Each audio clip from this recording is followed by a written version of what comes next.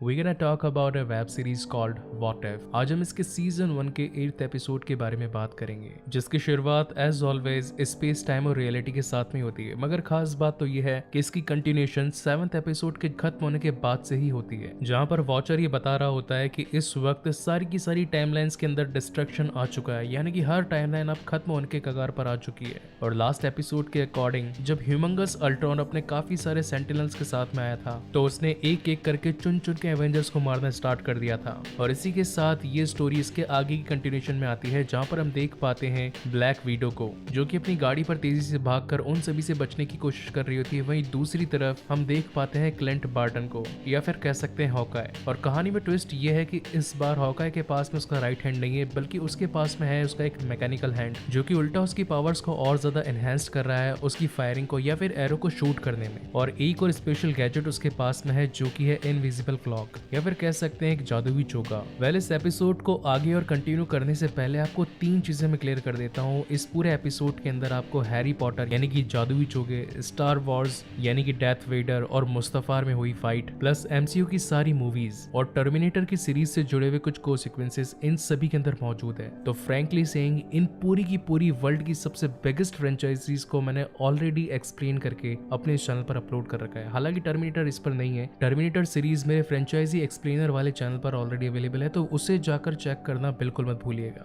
Coming back to the main story, इस वक्त सारे के सारे बॉट्स मिलकर या फिर कहें सेंटिनल्स मिलकर हॉकाय के पीछे पड़ चुके होते हैं और उसे जस्ट जान से मारने ही वाले होते हैं। मगर तभी वहां पर ब्लैक विडो आकर उसे बचा लेती है और साथ ही उसका मैकेनिकल हैंड भी उसे वापस देती है। वहीं पर हम कहानी में ये भी देख पाते हैं कि मूवी के अकॉर्डिंग अल्ट्रॉन को विजन की बॉडी नहीं मिली थी। अल्ट्रॉन ने विजन को कम्प्लीटली वाइब्रेनियम से खुद के लिए बनाया था। लेकिन जैसा कि इस वेब सीरीज का नाम है व्हाट इफ, यानी कि कांड होने तो बनते ही हैं, तो यहाँ पर हम देख पाते हैं कि अल्ट्रॉन ने विजन की बॉडी को कंप्लीट करके अपने आप को उसमें ट्रांसप्लांट कर दिया होता है, और अब वो एक एक करके सारे के सारे एवेंजर्स को चुन चुन कर मार रहा होता है, जिसके अंदर हमारे प्यारे टोनी स्टार्क भी शामिल होते हैं। मगर अल्ट्रॉन का कैओस यहाँ पर भी नहीं थमता और वो इस वक्त चाहता है कि वो पूरी दुनिया को ही खत्म कर दे। इसीलिए वो एक एक करके सारे के सारे न्यूक्लियर वेपन्स को स्टार्ट कर देता है, जहाँ पर सभी मिसाइल्स इस पूरी धरती के हर शहर हर कोने में गिरने लगती है। और एक वक्त ऐसा आता है जिस वक्त पूरी की पूरी धरती ही नष्ट हो जाती है, जहाँ पर खत्म हुई धरती को देखते हुए विजन कहता है कि now I got the peace, यानी कि अब उसे शांति मिल चुकी है। लेकिन तभी कहानी में एक ट्विस्ट आता है, जहाँ पर थैनोस महाराज उसके सामने आते हैं, जिनके पास में इस वक्त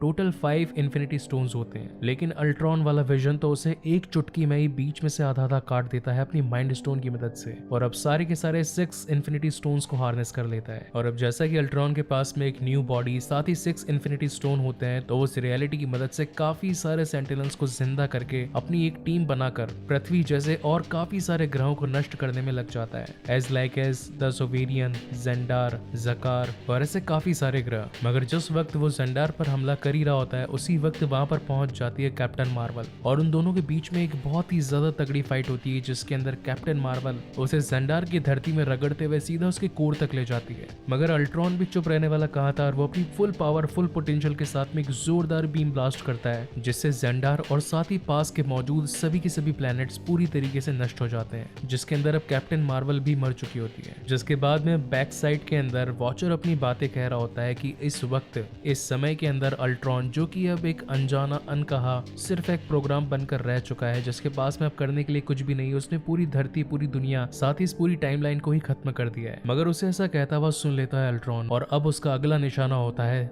वॉचर, जहाँ पर वॉचर अल्ट्रॉन से कहता है कि तुम सिर्फ और सिर्फ एक प्रोग्राम हो, अगर तुम्हें बनाया गया है तो तुम्हें खत्म भी किया जा सकता है। मेरे पास में अभी भी एक होप बाकी है, और उसकी वो होप होती है नताशा रोमानोफ और क्लिंट बार्टन, यानी कि ब्लैक विडो और साथ ही हॉकाय, जो कि इस वक्त एक रशिया की सेफ फैसिलिटी के अंदर होते हैं और अल्ट्रॉन को रोकने की कोशिश करते हैं। जहां पर अब ये दोनों मिलकर उस पूरी फैसिलिटी के अंदर सारी फाइल, सारी की सारी रैक्स को चेक करना शुरू कर देते हैं। उन रैक्स में एक ऐसी फाइल थी जो कि थी आर्मिन जोला की। उस फाइल की मदद से ये लोग अपने नेक्स्ट पॉइंट तक पहुंच सकते थे, मगर ये दोनों ही काफी ज्यादा थक जाते हैं। उस वक्त वॉचर ये चाहता तो जरूर था कि वो उन्हें बता दे कि उस फाइल को ढूंढो, उस फाइल के अंदर तुम्हें वो नेक्स्ट पॉइंट मिलेगा, जिस पॉइंट पर जाकर तुम इस पूरी दुनिया, इस पूरे मल्टीवर्स को बचा सकते हो। मगर वॉचर उसकी मदद करता उससे पहले वहां पर अल्ट्रॉन आकर उसे कह देता है कि वॉचर आई एम कमिंग, यानी कि इसका सीधा मतलब ये था कि अब अल्ट्रॉन की पावर काफी ज्यादा बढ़ चुकी है और वह वॉचर तक को नहीं छोड़ने वाला है। और अब फाइनली इस पूरे एपिसोड की सबसे ब्रूटल फाइट हमें दिखाई जाती है वॉचर और साथ ही अल्ट्रॉन के बीच में, जो कि दोनों ही एक दूसरे को बहुत ही बुरी तरीके से मार रहे होते हैं। जहां पर एक तरफ तो वॉचर अल्ट्रॉन को रोकने की कोशिश करता है, मगर अल्ट्रॉन धे मुक्के पे मुक्के मारते जाकर उसे एक के बाद एक रियलिटी को तोड़कर अगली रियलिटी में पहुंचाते जाता है। इसके बाद में सीन शिफ्ट होता है साइबेरिया की तरफ, जहां पर नताशा पार्टिन को बताती है कि आर्मिल जोना ने 1972 में मरने से पहले अपने दिमाग को एक एआई यानी कि आर्टिफिशियल इंटेलिजेंस में कन्वर्ट करके हाइड्रा की फैसिलिटी के लिए एक बेस क्रिएट कर दिया था,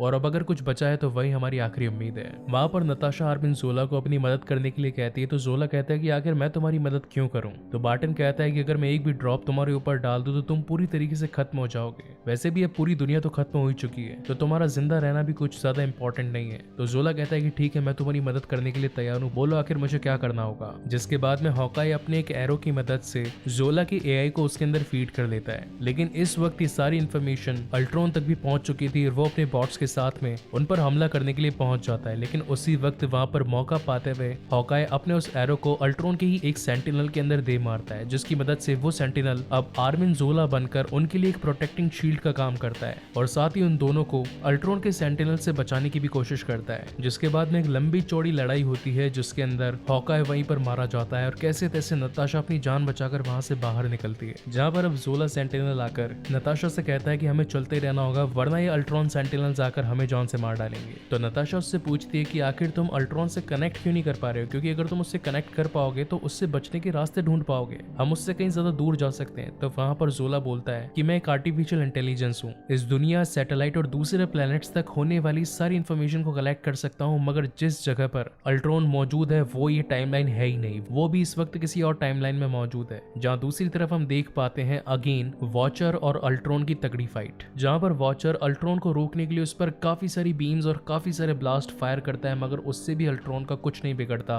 और वो तो मानो अब जैसे वॉचर को पूरी तरीके से जान से मारने पर उतारू हो चुका होता है। जहाँ पर एक जबरदस्त धमाके के बाद में वॉचर आकर एक प्लेनेट पर गिरता है, जिसके बाद में अल्ट्रॉन उसे कहता है कि इतना कुछ हो गया मगर फिर भी तुमने इंटरफेयर नहीं किया, आखिर इसके पीछे का रीजन क्या है? तो वहां पर वॉचर कहता है कि मैंने कसम खाई है कि चाहे कुछ भी हो जाए मगर मैं इंटरफेयर नहीं करूंगा। जिसके बाद में अब गुस्से में आ जाने के बाद तो वॉचर अपना एक आर्मर सूट पहन लेता है, और अगेन अब उन दोनों के बीच में फिर से ब्रूटल फाइट होना स्टार्ट हो जाती है। इस सारी सिचुएशन को देखकर तो अगेन हमारे अल्ट्रॉन महाराज मुक्के पे मुक्के मार मार कर सारी रियलिटी को तोड़ ताड़ कर उसे अलग अलग यूनिवर्स में पहुंचाते जाता है। इस वक्त हम ये भी देख पाते हैं कि अल्ट्रॉन की पूरी ताकतें काफी ज्यादा एनहेंस्ड हो चुकी है, वो वॉचर को मारते मारते कई सारी गैलेक्सीज को भी खा चुका है। प्लस एक बार तो एक ऐसा मोमेंट आता है जहां पर हम देख पाते हैं कि प्रेसिडेंट की कुर्सी पर है कैप्टन अमेरिका, जो कि बेसिकली एक इस तरह है एक कॉमिक से। और फाइनली अब एक ऐसा मोमेंट आता है जहां पर अल्ट्रॉन अपनी पूरी ताकत से वॉचर का सर पकड़ लेता है और उसे भी जान से खत्म करने ही वाला होता है, मगर वॉचर भी अपने फुल पोटेंशियल के साथ में वहां से भाग निकलता है। जिसके बाद में हमारे वॉचर जी पहुंचते हैं सॉर्सरर सुप्रीम यानी कि इवल डॉक्टर स्ट्रेंज के पास में, और उससे मदद मांगते हैं अल्ट्रॉन के खिलाफ, जहां पर डॉक्टर स्ट्रेंज उसे उसकी ओथ तोड़कर ये कहने पर मजबूर करता है कि मुझसे बोलो कि मैं अपनी ओथ